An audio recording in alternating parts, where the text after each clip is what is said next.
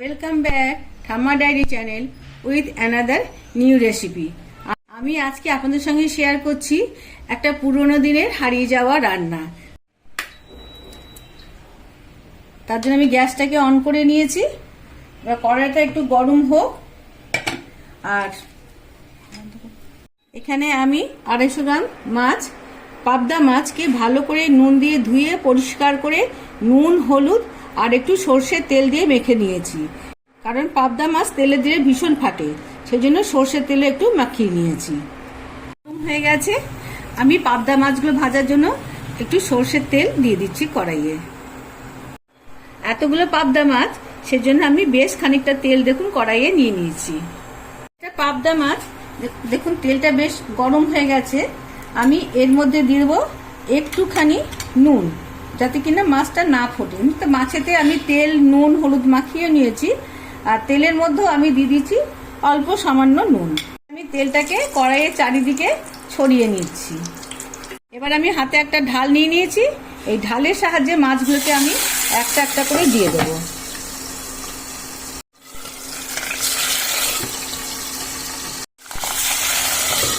এবার আমি মাছটা ঢাকা দিলাম। মাছটা ঢাকা দিয়েই ভাজছি আমি। আমাকে বেশ ভালো করে ভেজে নিতে হবে, সেজন্য আমি একটু অপেক্ষা করছি মাছ ভাজা পর্যন্ত। মাছগুলো আমি এক পিঠ উল্টে দিয়েছি, দিয়ে আবার ঢাকা চাপা দিয়ে দিচ্ছি। এবার আমি আবার মাছগুলোকে একটু উল্টে দিচ্ছি। মাছগুলো খুব সাবধানে উল্টাতে হবে।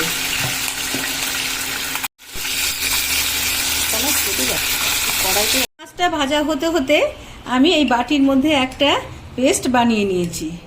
আমি এখানে এই বড় স্পুনের 1 চামচ আর এই 1.5 চামচ মতন আমি দই নিলাম। প্রথমে আমি দিয়ে দিচ্ছি স্বাদ অনুযায়ী নুন, পরিমাণ মিষ্টিটা আপনারা যে যেমন খান সে তেমন দেবেন। একটু হলুদ গুঁড়ো, কাশ্মীরি লঙ্কার গুঁড়ো। সবার ঝালটা আপনারা যে যেমন পছন্দ করেন সেরকমই দেবেন। এবার আমি পুরো জিনিসটা দইয়ের সঙ্গে মিশিয়ে নিচ্ছি। দেখুন এই মাছ ভাজার তেলটাই আমি আবার এটাকে ব্যবহার করে নিচ্ছি।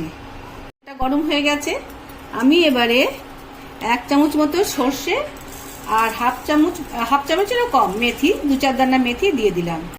এবার আমি এটাকে খুব ভালো করে গরম করে নিচ্ছি ফোড়নটাকে।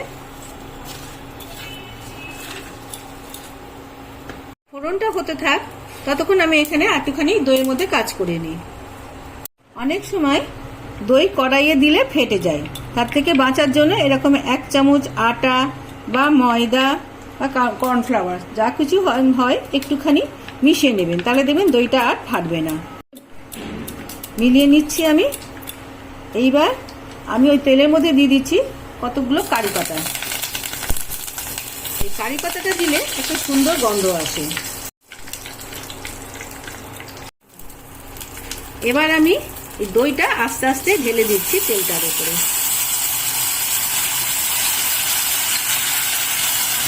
এই সময় ফ্লেমটা আমি একদম কমিয়ে দেব। দইয়ের বাটি ধোয়া জলটা, সেটাকেও আমি নষ্ট করব না। সুন্দর করে একটু ফুটতে দিচ্ছি।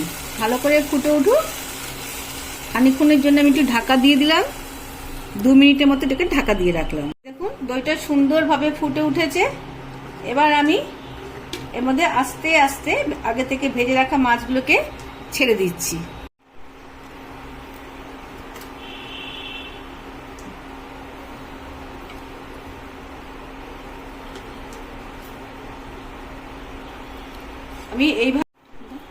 আমি এইভাবেই সব মাছগুলোকে আমি ছেড়ে দেব।